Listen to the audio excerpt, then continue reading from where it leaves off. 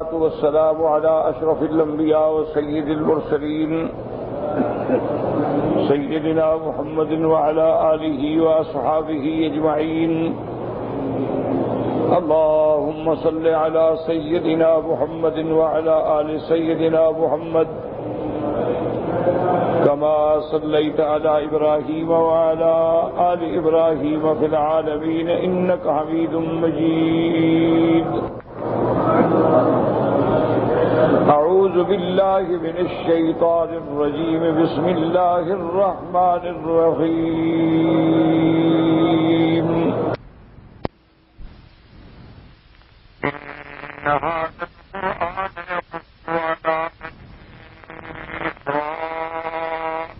أكثر الذي هم فيه يختلفون وإنه لهدى ورحمة للمؤمنين. إن ربك يقضي بينهم بحكمه وهو العزيز العليم. فتوكل على الله إنك على الحق المبين. إنك لا تسمع الموتى ولا تسمع الصم الدعاء إذا ولوا مدبرين. وما أنت بهاد العمي عن ضلالتهم إن تسمع إلا من يؤمن بآياتنا فهم مسلمون. الحمدللہ سورۃ النمل کی سابقہ آیات مبارکہ میں اللہ تبارک و تعالی نے بڑی تفصیل سے مسئلہ توحید الوہیت کا بیان فرمایا اور دلائل کے ساتھ، آیات کے ساتھ، بینات کے ساتھ فرمایا من خلق السماوات والارض، یعنی وہ کون ہے جو آسمانوں اور زمینوں کے پیدا کرنے والا. وَأَنزَلَ لَكُم مِّنَ السَّمَاءِ مَاءً فَأَنبَتْنَا بِهِ حَدَائِقَ ذَاتَ بَهْجَةٍ مَا كَانَ لَكُمْ أَن تُنبِتُوا شَجَرَهَا أَإِلَٰهٌ مَّعَ اللَّهِ بَلْ هُمْ قَوْمٌ يَعْدِلُونَ.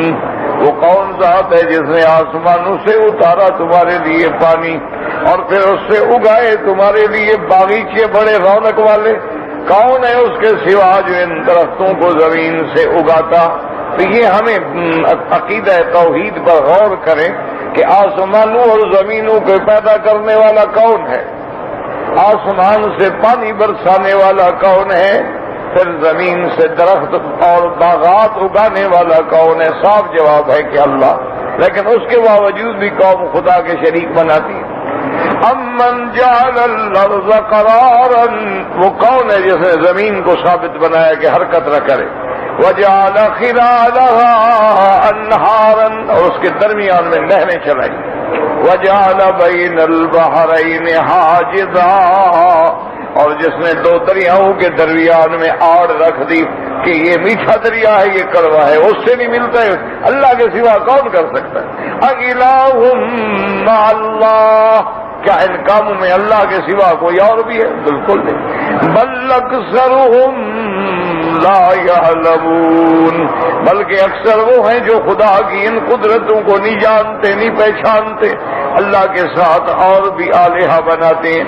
فرمایا امن یجیب المضطر اذا دعاہ یکشف السوء، کون ہے جو پریشان حالوں کی پریشانیوں میں دعاؤں کو سنتا ہے؟ کون ہے جو ہماری پریشانیوں کو دور کرتا ہے؟ وَيَجْعَلُكُمْ خُلَفَاءَ الْأَرْضِ، اور پھر اللہ نے تم کو زمین میں خلیفہ بنایا. ایک نسل جاتی ہے دوسری اس کے بعد پیدا ہوتی. اِلَٰهٌ مَّعَ اللَّهِ، کیا اللہ کے ساتھ کوئی اور بھی یہ کام کر سکتا ہے؟ قَلِيلًا مَّا تَذَكَّرُونَ، لیکن بہت قلیل ہیں وہ لوگ جن کو راستہ ہدایت کا نصیب ہوتا ہے۔ فرمایا أَمَّن يَهْدِيكُم فِي ظُلُمَاتِ الْبَرِّ وَالْبَحْرِ، کون ہے جو تمہیں خشکی اور دریاؤں کے اندھیرے میں راستہ دکھلاتا ہے؟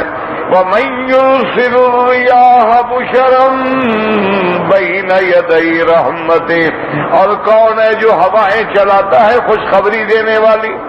أَإِلَٰهٌ مَّعَ اللَّهِ، کیا اللہ کے ساتھ کوئی اور ہے؟ ہرگز نہیں۔ تعالی اللہ عما یشرکون، اللہ کی ذات بلند و بالا ہے ان چیزوں سے جو تم اللہ کے شریک بناتے ہو۔ کبھی درختوں کو پوجا کرتے ہو، کبھی حیوانوں کا پوجا کرتے ہو، کبھی قبروں پہ جھکتے ہو، کبھی انسانوں کو خدا بناتے ہو، کبھی اصنام و انداد کو خدا بناتے ہو۔ امن یبدأ الخلق ثم یعیدہ، کون ہے جس نے ابتدا میں اس مخلوق کو پیدا کیا پھر دوبارہ اٹھائیں گے؟ وَمَن يَرْزُقُكُم مِّنَ السَّمَاءِ وَالْأَرْضِ، اور کون ہے جو تم کو آسمانوں سے اور زمینوں سے روزی دیتا ہے؟ آسمانوں سے بارشیں برساتا ہے، زمین سے تمہارے لیے کھیتیاں اگاتا ہے۔ اور اس کے بعد فرماتی ہیں قُلْ أَإِلَٰهٌ مَّعَ اللَّهِ، کیا اللہ کے ساتھ کوئی اور ہے؟ بالکل نہیں۔ قُلْ هَاتُوا بُرْهَانَكُمْ إِن كُنتُمْ صَادِقِينَ، اللہ نے فرمایا میرے محبوب آپ ان مشرکین کو چیلنج کریں اور ان کو کہیں کہ تمہارے پاس یہ جو تم نے جھوٹے خدا بنا رکھے ہیں، یہ جو حاجت روا بنا رکھے ہیں، کوئی دلیل ہے تو لے آؤ۔ کیا انہوں نے کوئی آسمان بنایا، زمین بنائی، مخلوق بنائی، درخت تو گئے، کیا کیا انہوں نے؟ قُل لَّا يَعْلَمُ مَن فِي السَّمَاوَاتِ وَالْأَرْضِ الْغَيْبَ إِلَّا اللَّهُ، اب اللہ نے مسئلہ سمجھ کہ آسمانوں اور زمین میں کوئی غیب جاننے والا نہیں۔ جب غیب جانتا نہیں تو روزی کون پہنچائے گا؟ اس کو کیا پتا کہاں بھوکا ہے؟ اس کو کیا پتا کہ غار کے اندر کیڑے بھوکے پڑے؟ اس کو کیا پتا سمندروں میں مچھلیوں کا کیا حال؟ یہ تمام غیب جاننے والا اللہ کے سوا کوئی نہیں۔ وَمَا يَشْعُرُونَ أَيَّانَ يُبْعَثُونَ، اللہ نے فرمایا جن کو تم حاجت روا سمجھتے ہو، مشکل کشا سمجھتے ہو، وہ تو یہ بھی نہیں جانتے کہ قیامت کب ہوگی اور اب ہم کب اٹھائے جائیں گے۔ بَلِ ادَّارَكَ عِلْمُهُمْ فِي الْآخِرَةِ بَلْ هُمْ فِي شَكٍّ مِّنْهَا بل ہم منہا امون، کیا مانا ان کے علم کی انتہا ہو گئی، عاجز ہو گئے، وہ تو کچھ بھی نہیں جانتے بلکہ شک میں ہیں کہ ہاں پتہ نہیں قیامت ہوگی ہے، یا اندھیرے میں پڑے ہوئے ہیں، حق کا راستہ نہیں پہچانتے۔ اب اللہ تبارک و تعالی نے اس کے بعد اس بات توحید، اس بات علم غیب للہ تعالی سبحانہ کے بعد اب کافروں کے اشکالات ذکر کیے۔ وقال الذین کفروا اذا كنا ترابا وآباؤنا انا لمخرجون، کافر کہتے تھے کیا جب ہم مر جائیں گے، مٹی ہو جائیں گے، اور جو ہمارے باپ دادا مر گئے، مٹی ہو گئے، کیا ہم پھر نکالے جائیں؟ کیسے ہو سکتا ہے؟ اگر نکالنا ہوتا تو ہمارے باپ دادا کوئی تو واپس آتا، آج تک کوئی واپس نہیں آیا۔ لَقَدْ وُعِدْنَا هَٰذَا نَحْنُ وَآبَاؤُنَا مِن قَبْلُ إِنْ هَٰذَا إِلَّا أَسَاطِيرُ الْأَوَّلِينَ، کافر کہتے ہیں نئی بات نہیں ہے، اسی طرح ہر پیغمبر کہتا آیا ہے کہ ہم مرنے کے بعد اٹھیں گے، قیامت قائم ہوگی، لیکن آج تک تو نہیں ہوئی۔ بس معلوم ہوتا ہے یہ وہی پرانی قصے کہانیاں ہیں، حقیقت کوئی نہیں ہے، مر گئے، مٹی میں مل گئے، دوبارہ ہم نہیں اٹھیں گے۔ اللہ نے فرمایا میرے محبوب آپ ان کو حکم دیں، قُلْ سِیرُوا فِی الْأَرْضِ فَانظُرُوا کَیْفَ کَانَ عَاقِبَةُ الْمُجْرِمِینَ، آپ ان کو حکم دیں کہ زمین میں چلیں اور جا کے اقوام سالفہ، اقوام امم حالکہ بعدہ کی زندگیوں پہ نظر ڈالیں کہ جب انہوں نے اللہ کے رسولوں کی تکذیب کی تو اللہ نے ان کو کیسے ہلاک کر ڈالا۔ اور اس کے بعد تسلی ہے حضور کے لیے کہ میرے محبوب آپ غم نہ کریں، کوئی مسلمان ہوتا ہے الحمدللہ، نہیں ہوتا ہے آپ نے دین پہنچا دیا ہے۔ وَلَا تَحْزَنْ عَلَيْهِمْ وَلَا تَكُنْ فِي ضَيْقٍ مِّمَّا يَمْكُرُونَ۔ میرا محبوب آپ ان پہ غم نہ کریں اور آپ تنگی میں نہ رہیں، یہ جو ہیلے کرتے ہیں، تدبیریں کرتے ہیں، آپ کوئی غم نہ کریں۔ ان علیک الا البلاغ، آپ کے ذمے قرآن پہنچانا ہے، آپ کے ذمے توحید سنانا ہے، مانتے ہیں مانے نہ مانے نہ مانے، آپ کیوں غم کرتے؟ آپ نے اپنا حق ادا کر دیا۔ اس لیے میرے محبوب نے رحمت دو عالم صلی اللہ علیہ وسلم نے عرفات کے میدان میں جب سارے اپنے صحابہ سے تائید لے لی اور اس کے بعد فرمایا کہ کیا تم گواہی دیتے ہو کہ میں نے اللہ کا دین پورا پورا پہنچا دیا ہے؟ صحابہ نے کہا کہ ہاں یا رسول اللہ، آپ نے اللہ کا دین پہنچا دیا۔ اس کے بعد حضور نے کہا اللہم لا حل بلغت اللہم فشہد، میرا اللہ آپ بھی گواہ ہو جائے، آپ نے جو مجھ پہ قرآن اتارا میں نے سارا دین پہنچا دیا ہے۔ تو انبیاء کے ذمہ دین پہنچانا ہے، علماء کے ذمہ حق سنانا ہے، باقی ماننا نہ ماننا یہ ان کا کام ہے۔ اللہ چاہے تو ہدایت دے دے، اللہ چاہے تو نہ دے۔ وَيَقُولُونَ مَتَىٰ هَٰذَا الْوَعْدُ إِن كُنتُمْ صَادِقِينَ۔ اب کافر کہتے ہیں اچھا بتاؤ کب قیامت ہوگی؟ اگر قیامت نہیں تو کب قیامت آئے گی آپ بتائیں سے۔ وَإِن قُلْ عَسَىٰ أَن يَكُونَ رَدِفَ لَكُمْ بَعْضُ الَّذِي تَسْتَعْجِلُونَ۔ اللہ نے فرمایا میرا محبوب آپ ان کو کہہ دیں کہ ہو سکتا ہے تمہارے پیچھے ہو، قریب ہو، کیوں جلدی کر رہے ہو؟ وَإِنَّ رَبَّكَ لَذُو فَضْلٍ عَلَى النَّاسِ وَلَٰكِنَّ أَكْثَرَهُمْ لَا يَشْكُرُونَ۔ یہ تو تیرے رب کا فضل ہے کہ اس نے مہلت دی ہوئی ہے، ورنہ اللہ چاہے تو آج ہی سب کو ہلاک کر دیں۔ وَإِنَّ رَبَّكَ لَيَعْلَمُ مَا تُكِنُّ صُدُورُهُمْ وَمَا يُعْلِنُونَ، اور تیرا رب جانتا ہے جو کچھ ان کے دلوں میں ہے یا جو ظاہر کرتے ہیں۔ وَمَا مِنْ غَائِبَةٍ فِي السَّمَاءِ وَالْأَرْضِ إِلَّا فِي كِتَابٍ مُبِينٍ، کوئی چیز نہیں آسمانوں اور زمینوں میں چھپی ہوئی، اللہ کے علم میں ہے اور اللہ نے اس کو لوح محفوظ میں لکھ کے رکھ دیا ہے۔ ہر چیز اللہ کے علم میں ہے، آپ ان کی باتوں سے غم نہ کریں، ہر چیز کا وقت ہے، اللہ نے مہلت دی ہے تو یہ اللہ کا کرم ہے، اللہ چاہے تو آج ہی سارے کافروں کو ہلاک کر دے۔ اب آج کے سبق میں فرماتے ہیں ان ھذا القرآن يقص على بني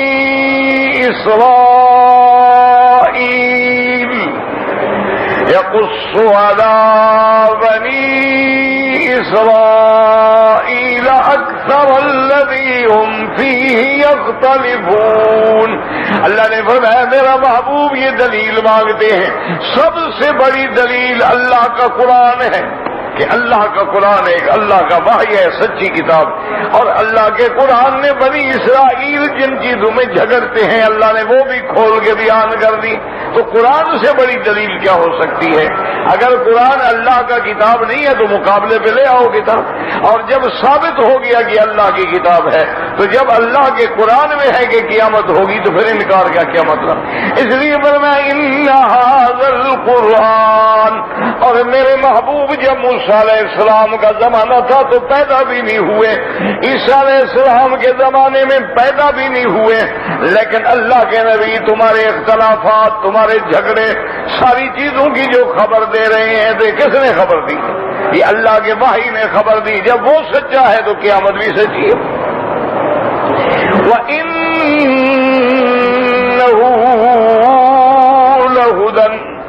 وَإِنَّهُ لَهُدًى وَرَحْمَةٌ لِّلْمُؤْمِنِينَ۔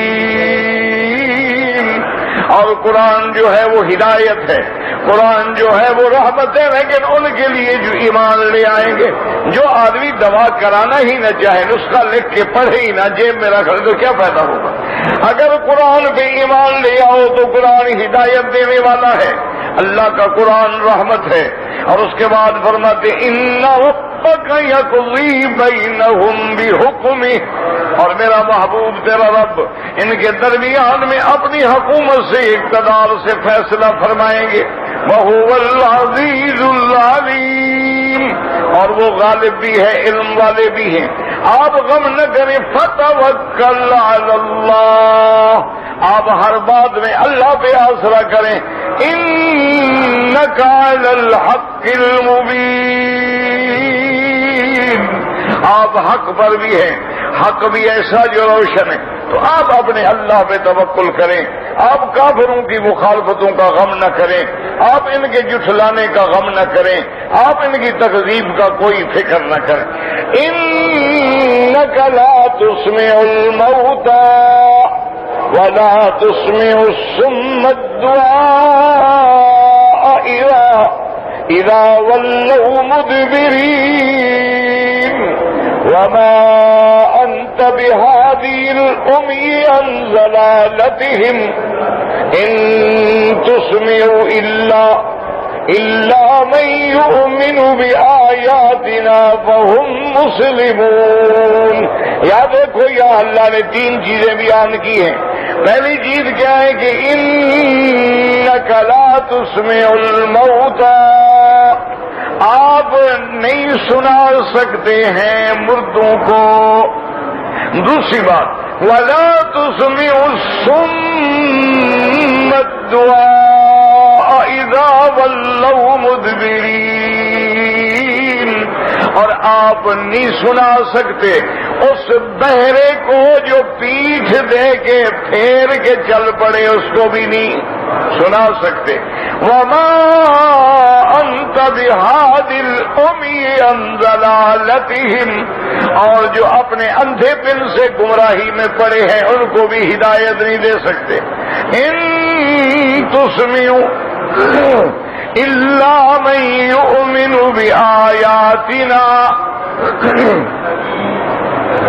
ان تسمع الا من یؤمن بآیاتنا فهم مسلمون، آپ تو اس کو سنا سکتے ہیں جو ایمان لائے ان آیات پہ اور ہو وہ اللہ کے آگے جھکنے والا۔ تو یاد رکھیں یہاں تین چیزیں ہیں۔ ایک تو اللہ نے فرمایا کہ آپ مردوں کو نہیں سنا سکتے، اور دوسری بات یہ ہے کہ بندہ بہرا بھی ہو اور جا بھی پیٹھ دے کے رہا ہو، یعنی سامنے ہو تو کوئی اشارہ بھی سمجھ لے، وہ تو پیٹھ دے کے جا رہا ہے، بہرا بھی ہے اور جا بھی پیٹھ دے کے رہا ہے، اس کو بھی آپ نہیں سنا سکتے۔ اور جو اندھا ہے اور گمراہی کے اندھیروں میں ڈوب گیا ہے، آپ اس کو بھی ہدایت نہیں دے سکتے۔ یہ تین چیزیں آپ تو ان کو سنا سکتے ہیں جو ایمان والے ہیں، جو اپنے آپ کو اللہ کی اطاعت کے سپرد کرتے ہیں، ان کو آپ سنا سکتے ہیں۔ ان آیات مبارکہ میں یاد رکھو، سب سے پہلی بات تو یاد رکھو، یہ جو آج کل جھگڑا ہے نا کہ مردے سنتے ہیں یا نہیں سنتے، یہ مسئلہ جو ہے صحابہ کرام کے زمانے سے اختلافی مسئلہ ہے۔ بعض صحابہ کرام رضوان اللہ علیہم اجمعین اس بات کے قائل ہیں کہ مردے نہیں سنتے، جن کے سر خیل اور سربراہ جو ہے سیدہ عائشہ صدیقہ ہے رضی اللہ تعالی عنہا، وہ کہتی ہیں کہ مردے نہیں سنتے۔ اور بعض صحابہ کرام جن کے سربراہ حضرت سیدنا عبداللہ ابن عمر ہیں اور صحابہ ہیں، وہ کہتے ہیں مردے سنتے۔ ایک بات ہمیشہ یاد رکھیں کہ جو مسئلہ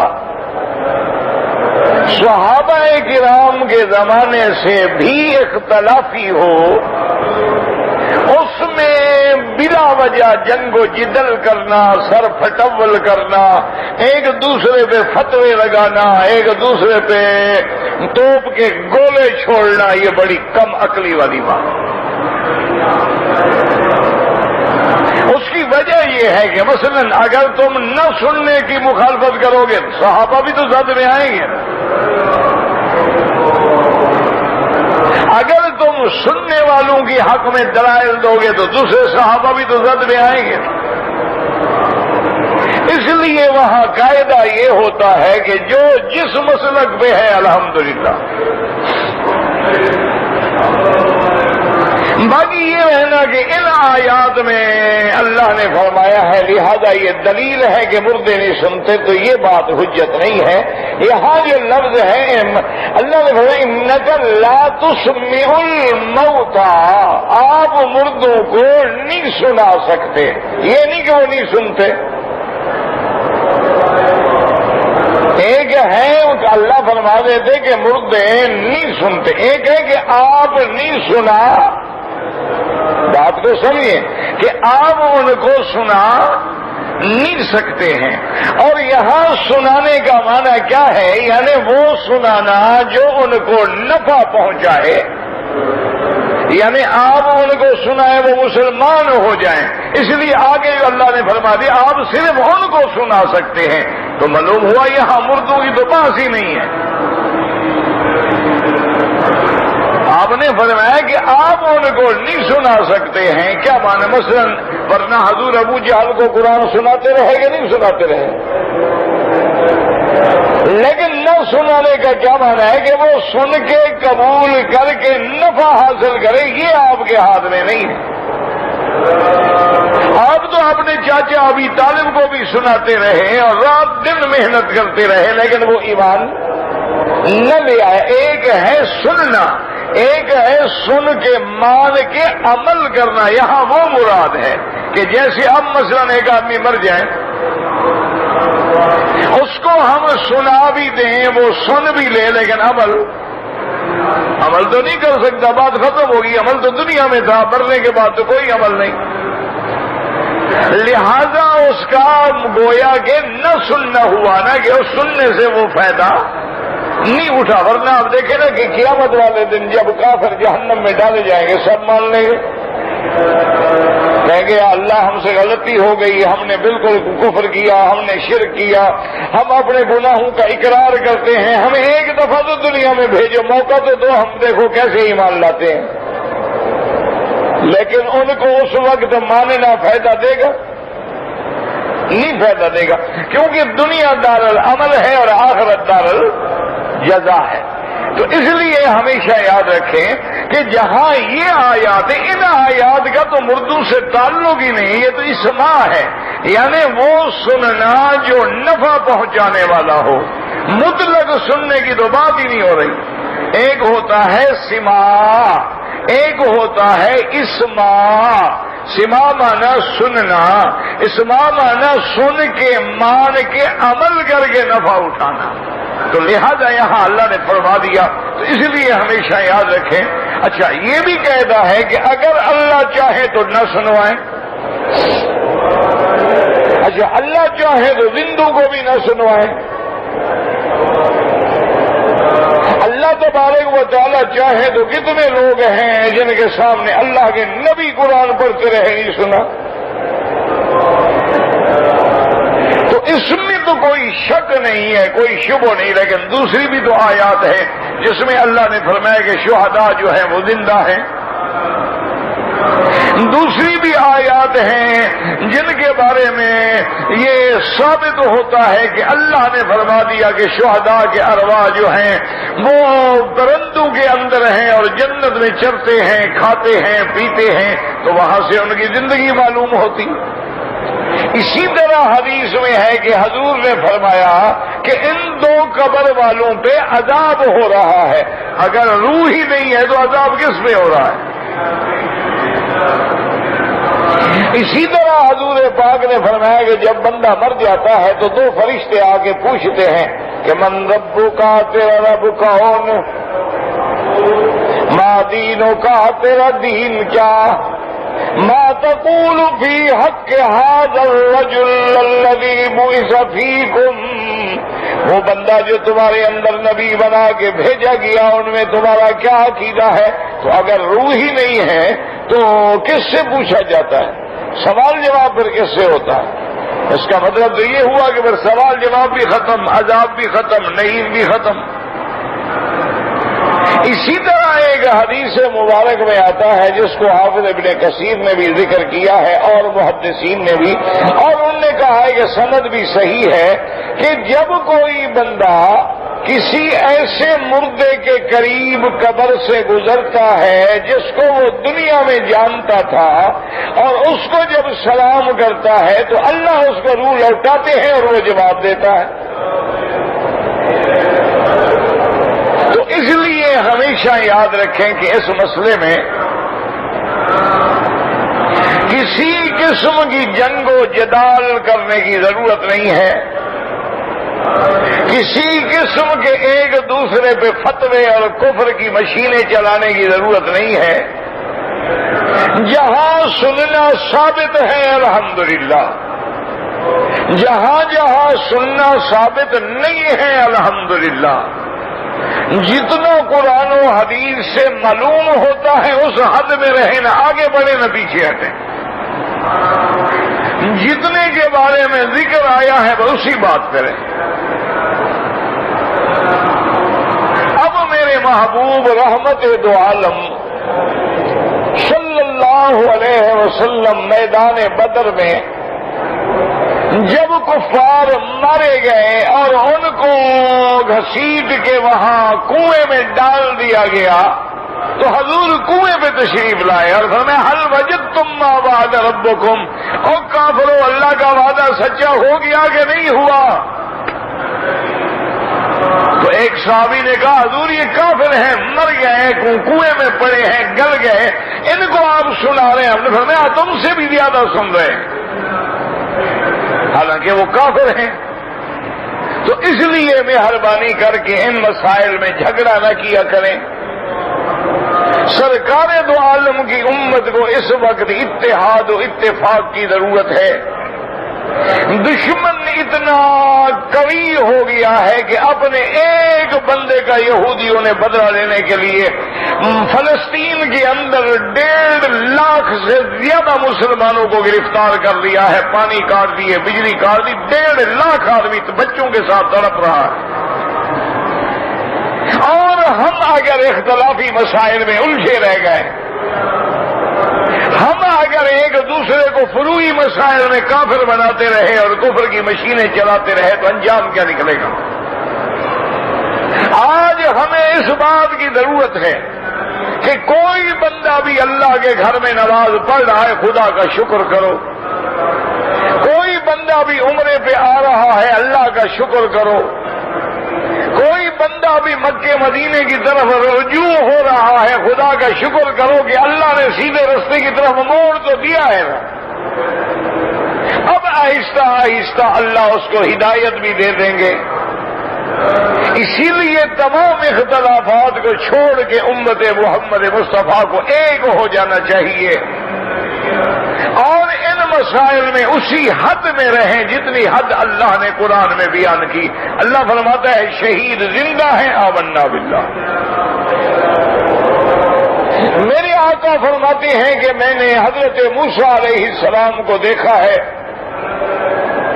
جب اللہ نے میرے نبی کو اسراء و معراج کرایا تو فرمایا میں نے موسیٰ علیہ السلام کو دیکھا ہے قبر میں کھڑے ہیں نماز پڑھ رہے ہیں۔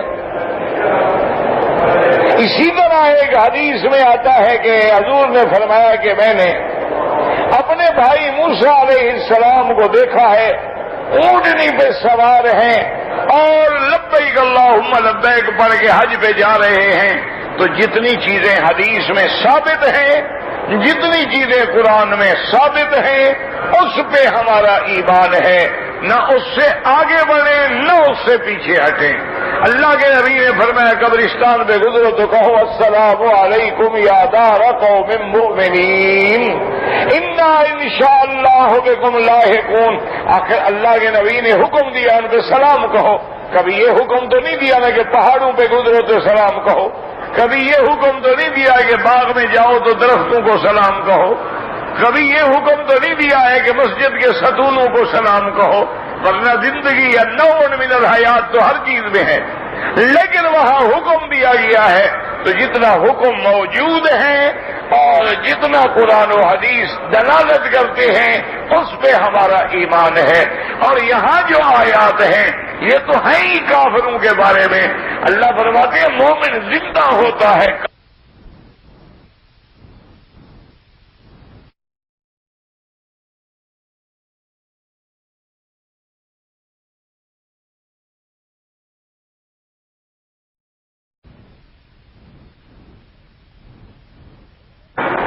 یہ تھوڑا ہے کہ تم سلام پھیر دو.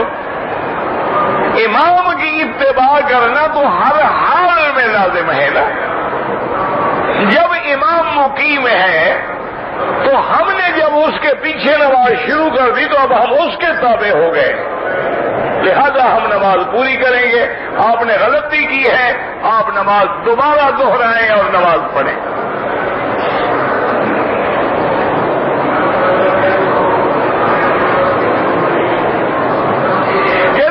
جب امام صاحب جنازہ پڑھاتے ہیں تو جب وہ تکبیر کہتے ہیں اللہ اکبر تو ہمیں ہاتھ اٹھانے چاہیے یا نہیں اٹھانے چاہیے؟ یہ بھی فروعی مسئلہ ہے, کوئی جھگڑے والا مسئلہ ہے ہی نہیں. امام ابو حنیفہ رحمت اللہ علیہ فرماتے ہیں کہ صرف پہلی تکبیر میں ہاتھ اٹھائیں گے بعد میں نہیں اٹھائیں گے. اور حنابلہ کے نزدیک امام احمد بن حنبل رحمت اللہ علیہ کے نزدیک ہر تکبیر پہ ہاتھ اٹھایا جائے گا. کوئی مسئلہ نہیں, اعلیٰ اولا کی بات ہے, کوئی کفر اسلام کی جنگ نہیں ہے. جو اٹھاتے ہیں اللہ قبول فرمائے, نہیں اٹھاتے ہیں اللہ قبول فرمائے. یہ کوئی لڑائی کے تو مسئلے ہیں ہی نہیں. یہ تو ہم نے لڑائیاں بنا ڈالی ہیں.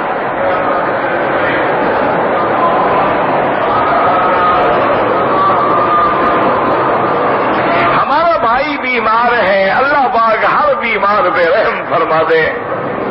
اللہ سب کے بیماروں کو شفا عطا فرما دے. یا اللہ ظاہری باطنی روحانی جسمانی نفسانی سب بیماریاں اپنی رحمت سے دور فرما.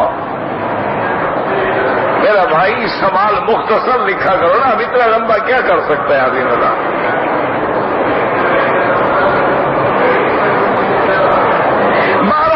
بچہ بیمار ہے اللہ شفا عطا فرمائے. اللہم مذہب الباس رب الناس اشف انت شافی لا شفاء الا شفاؤک شفاؤک لا یغادر سقما. یاد رکھو تمہارے پاس تو شفا کے خزانے ہیں لیکن شرط یہ ہے کہ ایمان ہو. تمہارے پاس تو شفا کے خزانے موجود ہیں.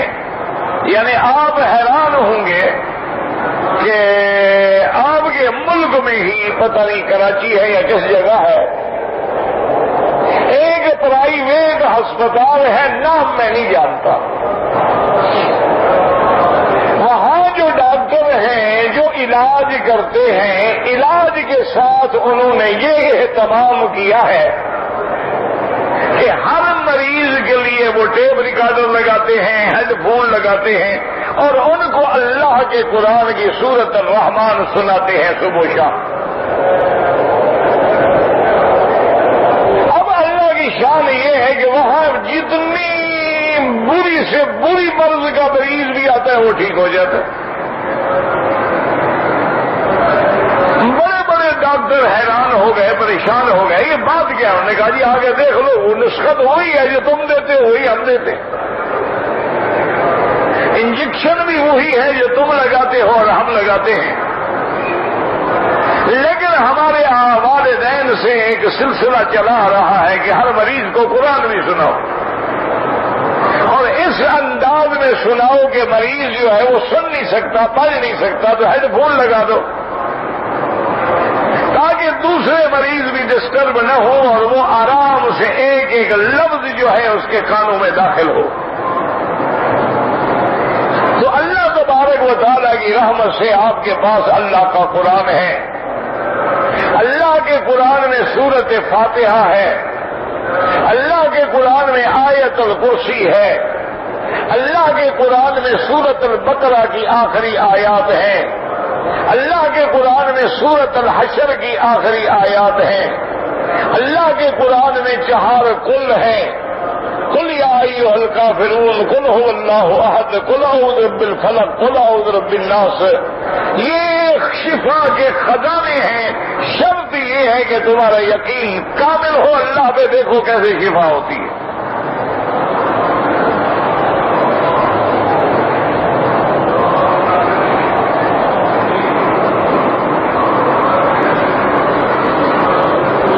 کہتے جی کہ میرا دکان ہے اور میں زکوٰۃ دینا چاہتا ہوں. میرا بھائی دکان کی قیمت کی زکوٰۃ نہیں ہوتی. دکان میں جو مال ہے آتا ہے جاتا ہے بکتا ہے پڑا ہے. جب سال گزر جائے تو حساب کر لو، جتنا بنے اس کی زکوٰۃ دو.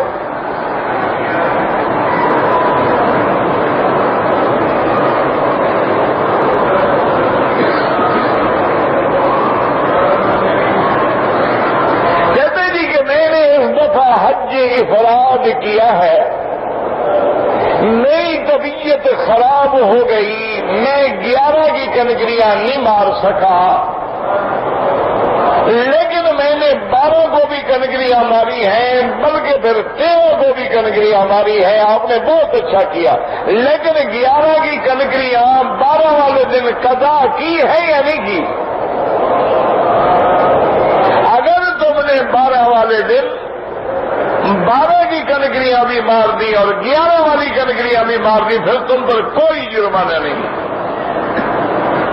اور اگر تم نے ایک دن کی کنکریاں چھوڑ دی ہیں، 12 کو بھی ماری، 10 کو بھی ماری، 13 کو بھی ماری، لیکن 11 کو نہیں ماری، تو ایک بکری دم پڑ گئی.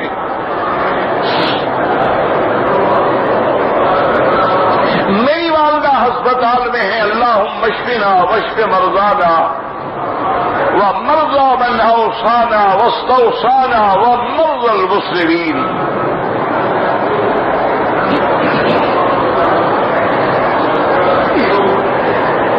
کہتے جی کہ ہمارے ہاں لوگ کہتے ہیں کہ اس بچے کو مثلا نظر لگ گئی ہے. بالکل نظر لگتی ہے، نظر حق ہے. صحیح احادیث میں ثابت ہے کہ العین حق، نظر حق ہے. حتیٰ کہ حضور پاک بیٹھے ہوئے تھے، ایک صحابی نے غسل کیا، دوسرے صحابی کی جب نظر پڑی تو انہوں نے کہا یار بڑا خوبصورت بدن ہے، وہ بیچارہ وہیں گر گیا. حضور کو خبر ملی. آپ نے فرمایا کس نے کہا؟ بلاؤ اس کو جلدی. آپ نے فرمایا قتل تھا کہ تم نے اپنے بھائی کو مار ڈالا. کیا کیا تم نے؟ فوراً ایک پانی آپ نے فرمایا کہ اس کو کہو غسل کرے، وضو کرے، غسل کرے ایک برتن میں، اور وہ پانی اس کے غسل والا جو ہے جس کو نظر لگی ہے اس پہ ڈال دو. اس پہ ڈالا گیا تو وہ فوراً ٹھیک ہو گیا. تو لہذا نظر لگتی ہے اور اس کا علاج یہ ہے. اگر تمہیں پتہ نہ ہو کہ نظر کس نے ماری ہے تو اس لیے پھر احادیث میں بھی دعائیں موجود ہیں، اور آخری صورتیں جو ہے وہ بھی پڑھ کے دم کریں. اور ایک آیت مبارک ہے جو سورۃ نون والقلم کی آخری آیت ہے، وَإِن يَكَادُ الَّذِينَ كَفَرُوا لَيُزْلِقُونَكَ بِأَبْصَارِهِمْ. یہ آخر قرآن تک پڑھ کے بچوں پہ بار بار ہاتھ پھیریں، دم کریں، انشاءاللہ نظر کا اثر چلا جائے گا. نظر لگتی ہے، ہر چیز کو لگتی ہے، مال میں بھی، اولاد میں بھی، دولت میں بھی، صحت میں بھی، جوانی میں بھی نظر لگتی ہے بالکل. اور جس بندے کی نظر لگتی ہو اس کو ہدایت کرو کہ جب اس کی کسی چیز میں نظر پڑے تو فوراً کہے ماشاء اللہ ماشاء اللہ لا حول ولا قوت الا باللہ. انشاءاللہ پھر نظر نہیں لگے.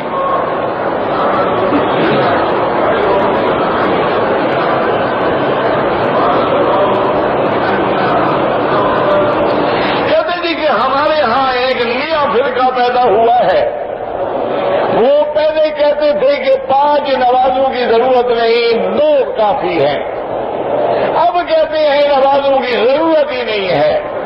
بہرحال ان کے کافر ہونے میں کوئی شک نہیں، آپ ایسے لوگوں سے دور رہیں اور ان فتنوں سے بچنے کی کوشش کریں۔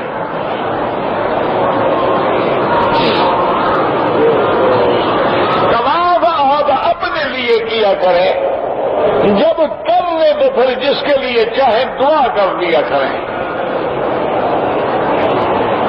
حرم شریف سے قرآن پڑھنے کے لیے حرم میں تو لے جا سکتے ہیں، اپنے ملک میں نہیں لے جا سکتے، کیونکہ یہ وقف حرم ہے، یہ وقف مسجد الحرام ہے، اس کا لے جانا منع ہے۔ اب میرا بھائی اب دیکھو اتنی تفصیل میں کیسے پڑھوں گا۔ نماز کی حالت میں کسی کے آگے نہ گزرا کریں، بلکہ نماز کے بعد آرام سے بیٹھ جاؤ، تسبیحات پڑھو، سبحان اللہ، الحمدللہ، اللہ اکبر، لا الہ الا اللہ وحدہ لا شریک لہ۔ جنازہ کھڑے ہوں آرام سے جنازہ پڑھیں، اپنی اس جگہ کو چھوڑ کے کسی ستون کی اوٹ میں دور کھڑے ہو کے سنت نفل پڑھیں، نہ تمہاری نماز خراب ہوگی اور نہ تم دوسروں کی نماز خراب کرو گے۔ اگر مجبوراً گزرنا پڑے، اللہ کا حرم ہے، مخلوق زیادہ ہے، بندوں نے نکلنا ہے، تو سجدے والی جگہ پہ پاؤں نہ آئے، سجدے والی جگہ سے ہٹ کے گزر جائیں تو انشاءاللہ گناہ نہیں ہوگا، لیکن کوشش کریں کہ نہ گزریں۔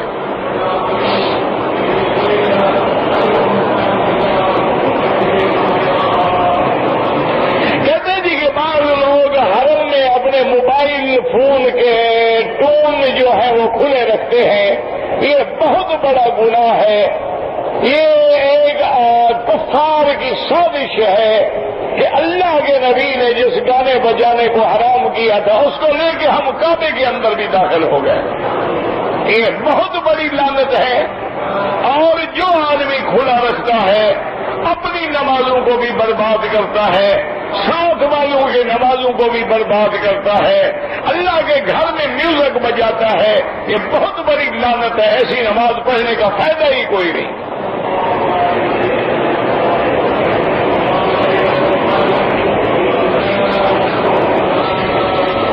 کہتے جی کہ یہاں پر بعض نوجوان لڑکیاں بالکل بالغ یا قریب البلوغ ہے، جین کی تنگ پینٹیں پہن کے کعبے میں طواف کرتی ہیں۔ میرا بھائی دعا کرو اللہ ان کے ماں باپ کو، بھائی بہنوں کو غیرت دے اور حیا دے۔ اگر بھائی باغیرت ہو تو بہن کو اس لباس میں نہیں دیکھ سکتا، اگر خاوند غیور ہے تو بیوی کو اس لباس میں نہیں دیکھ سکتا کہ عورت نے جین پہنی ہوئی ہو اور ہر عضو الگ الگ نظر آ رہا ہو، اس سے بڑی لعنت کیا ہوگی۔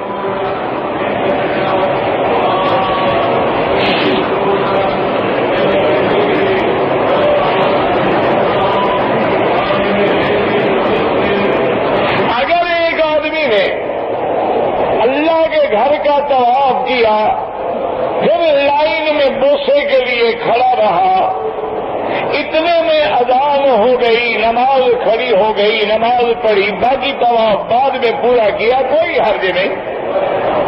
لیکن افضل یہ ہے، سن لو، کہ اگر ایک چکر تھا یا 2 چکر تھے تو دوبارہ ابتدا سے طواف شروع کرے، اور اگر 3-4 چکر کر لیے تھے تو جہاں چھوڑا ہے وہاں سے شروع کرے۔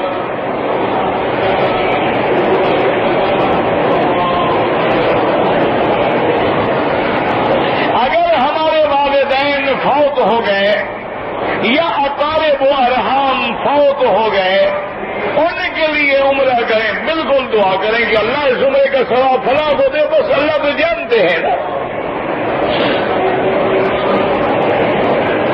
اگر کوئی آدمی عمرے پہ آیا، طواف الوداع نہیں کیا، اپنے ملک میں چلا گیا ہے، اس پہ کوئی جرمانہ نہیں۔ اگر حج پہ آیا، طواف الوداع نہیں کیا، بغیر عذر کے تو ایک بکری دم دینی ہوگی۔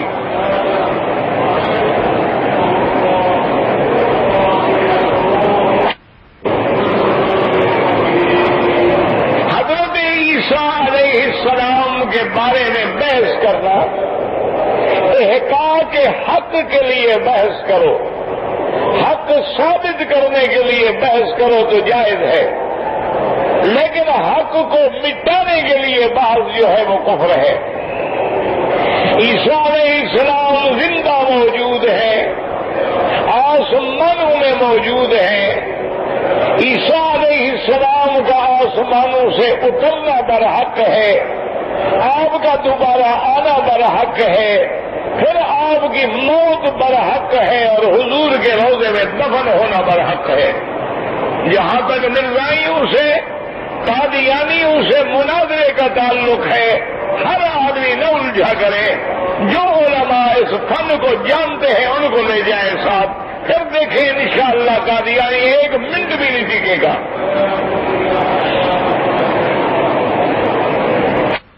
غیر مسلموں کی چیزیں جو ہیں وہ بنی ہوئی حرم میں استعمال ہوں تو میرا بھائی ہوائی جہاز بھی تو وہی بناتے ہیں، کاریں بھی تو وہی بناتے ہیں، تم تو صرف روٹی بنانا جانتے ہو، تمہیں تو حلوہ اور پلاؤ اور مردہ بنانا آتا ہے، اور تم نے کیا کوئی سوئی بنائی ہے کبھی؟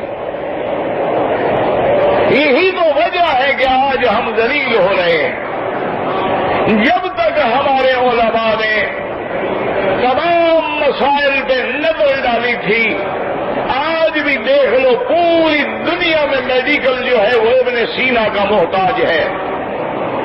اسی طرح آج بھی دیکھ لیں کہ پوری دنیا جو ہے البیرونی کی اور ابو ریحان کی محتاج ہے۔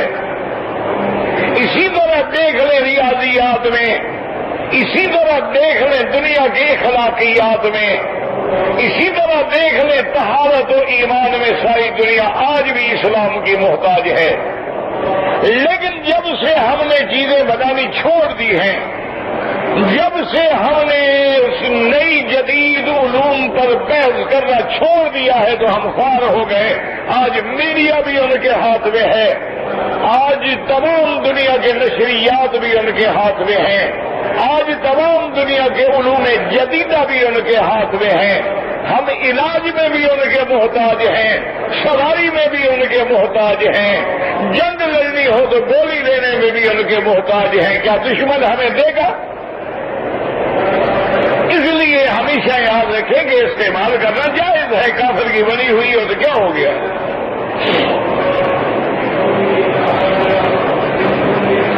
کہتے جی کہ اگر دادا زندہ ہے، باپ مر گیا ہے، اب پوتے کو حصہ ملے گا نہیں، کیونکہ پوتے کے چینل میں جائیداد پہنچی ہی نہیں۔ یہ پوتا اپنے باپ کا وارث ہے، دادے کا وارث تو نہیں ہے۔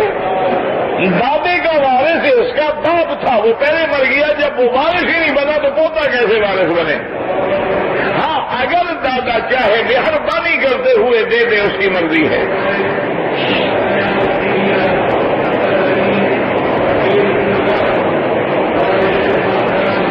کہتے جی کہ ٹیلی ویژن پر کبھی کبھی پروگرام آتے ہیں، اللہ کی توحید کا بھی بیان ہوتا ہے، لیکن پھر عورتیں بھی ہوتی ہیں، ڈھول بازے بھی ہوتے ہیں، تو آپ ڈھول بازے اور عورتیں نہ دیکھا کریں نا۔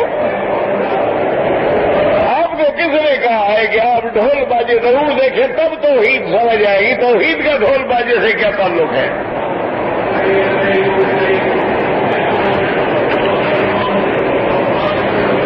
15 شعبان کی رات میں کسی صحیح حدیث مبارک میں جاگنے کا حکم نہیں ہے، لیکن بعض ضعیف روایات بھی ہیں اور علماء کے اقوال بھی ہیں، لیکن کوئی صحیح حدیث نہیں ملی ہے۔ اور آج تو ہم جس دور میں گزر رہے ہیں، دعا کرو اللہ ہمارا رخ دین کی طرف موڑے، کسی شکل میں بھی موڑے۔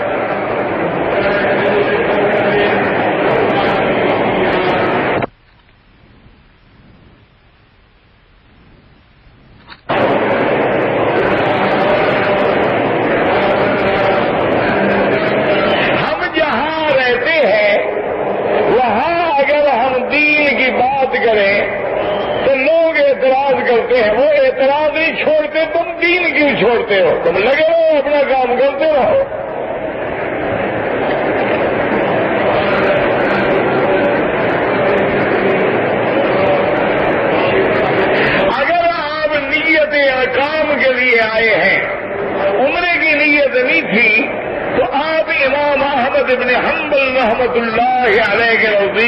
سے بچ جائیں گے.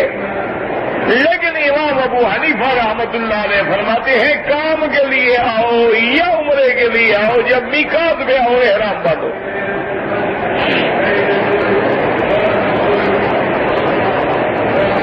کہتے جی کہ ہمیں ان دو دریاؤں کے نام بتلائیں کہ ایک میٹھا ہو اور ایک کڑوا. یہ تو بنگلہ دیش میں بھی موجود ہے، اراکان میں بھی موجود ہے، برما میں بھی موجود ہے، کیپ ٹاؤن افریقہ میں بھی موجود ہے. اللہ کے بندے تمہیں آج تک دیکھے نہیں ہیں.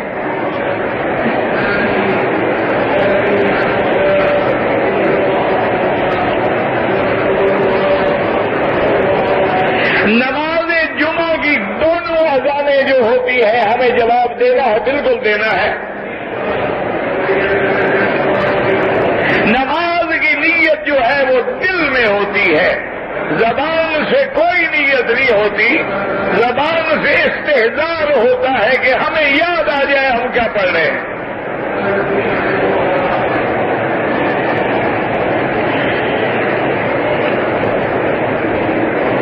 جو لوگ مکہ مکرمہ میں رہتے ہیں ان کا حج افراد ہوتا ہے اور وہ حج کوئی پڑھتے ہی نہیں ہے.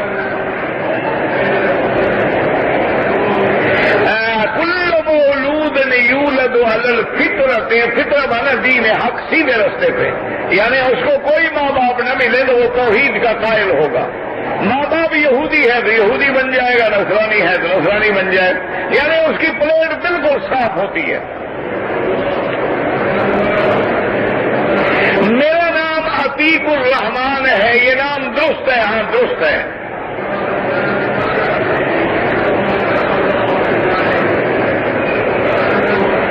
آدم علیہ السلام کی نسل کیسے بڑی؟ آپ جو کھڑے ہیں ابھی بھی کوئی شک ہے؟ آپ کو جنوں سے نکلے ہیں یا آدم سے؟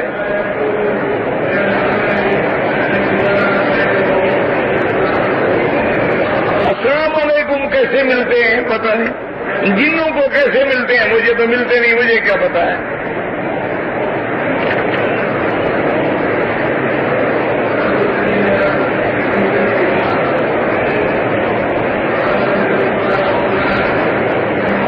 زوجتوں کا میں نے کہا زوجت کوئی فرق نہیں پڑتا. تمہاری نیت بھی نکاح تھی، قاضی بھی نکاح کرا تھا، کاف نہیں نکلا تو بیوی نہیں بھاگتی. کوئی فرق نہیں پڑتا. تم بھی نکاح قبول کر رہے تھے نا کلثوم کا، وہ بھی وہی قبول کرا ہو گیا، بس ختم. اب کاف ادا ہوا تھا کہ نہیں ہوا تھا تم کر ہی ہو. گوا کی رات پڑھنے گئے تھے. ایک آدمی گیا نا تو رشتہ مانگنے کے لیے، تو انہوں نے کہا کہ جناب میری بیٹی جو ہے نا وہ ڈبل ایم اے ہے اور کمپیوٹر میں اس نے فلاں ڈگری لی ہے. اور نے کہا جناب میں بیٹے کے لیے بیوی ڈھونڈ رہا ہوں، میں نے فیکٹری میں مینیجر نہیں رکھنا، مجھے تو بیٹے کے لیے بیوی چاہیے، تو میں مینیجر ڈھونڈنے تو نہیں آیا. مجھے کمپیوٹر اور ڈگریاں بتا رہے ہیں.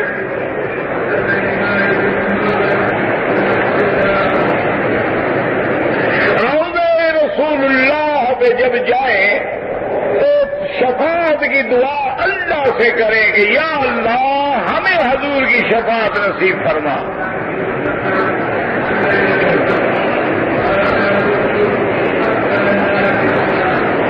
نماز کے سجدوں کے علاوہ اور اگر ویسے ہم نے سجدہ کیا عاجزی کے لیے اور اللہ سے اپنی زبان میں دعا مانگی انشاءاللہ کوئی نہیں، لیکن اصل سجدہ وہ ہے جو نمازوں میں ہوتا ہے.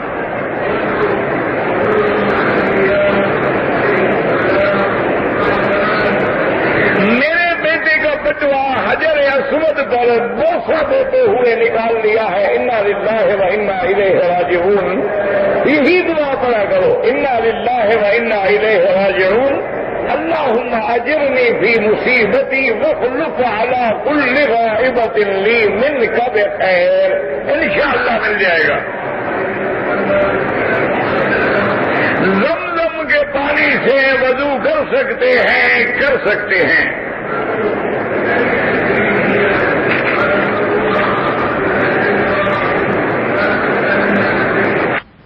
اگر آپ نے اپنی جائیداد زندگی میں تقسیم کرنی ہے تو جس شہر میں رہتے ہیں وہاں کسی مفتی کی خدمت میں جا کر ان ہیں کہ میری بیوی ہے، بچے ہیں، بچیاں ہیں، یہ جائیداد ہے، وہ آپ کو مسئلہ میراث شرعی کے مطابق حصص نکال کے دے دیں گے، ان کے مطابق آپ تقسیم کر دیں۔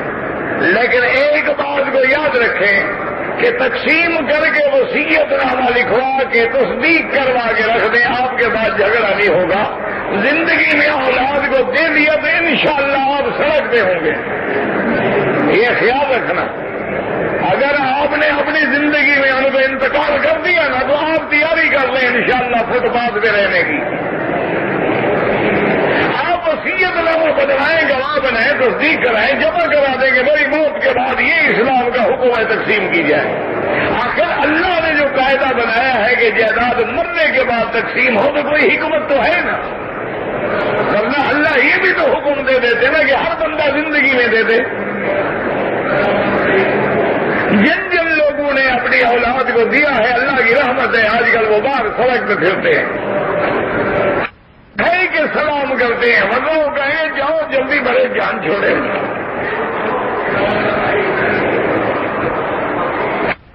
جان کے نام پہ ٹرسٹ قائم کی اچھی بات ہے،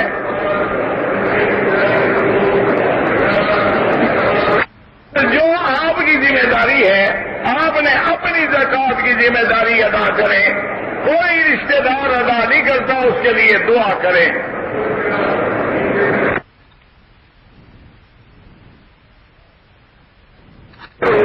اب ٹرسٹ بنانا چاہتے ہیں تو آپ مہربانی کر کے تیسرے حصے سے زیادہ جائیداد نہیں لگا سکتے، یعنی اپنی جائیداد کا تیسرا حصہ اللہ کے راستے میں دے دیں۔ ایک صحابی نے کہا تھا کہ یا رسول اللہ میں ساری جائیداد ٹرسٹ میں لگانا چاہتا ہوں، آپ نے فرمایا کہ نہیں؟ انہوں نے کہا یا رسول اللہ آدھی دے دوں، آپ نے فرمایا کہ آدھی بھی نہیں۔ اس نے کہا یا رسول اللہ تیسرا حصہ دے دوں، فرمایا تیسرا بھی بہت ہے لیکن دے دو۔ یہ نہیں ہوتا کہ اولاد تمہاری محتاج رہے، 1/3 حصے میں زندگی میں خیرات کر سکتے ہو۔ اولاد نافرمان بھی ہو وہ بھی آپ کی حقدار ہے، اللہ نے ان کو آپ کے گھر میں پیدا کیا ہے، ان کو آپ محروم نہیں کر سکتے ہیں۔ زیور کے مطابق جو بات ہے وہ یہ ہے کہ امام ابو حنیفہ رحمۃ اللہ علیہ کے نزدیک جو عورت زیور پہنتی ہے اس میں بھی زکوٰۃ ہے۔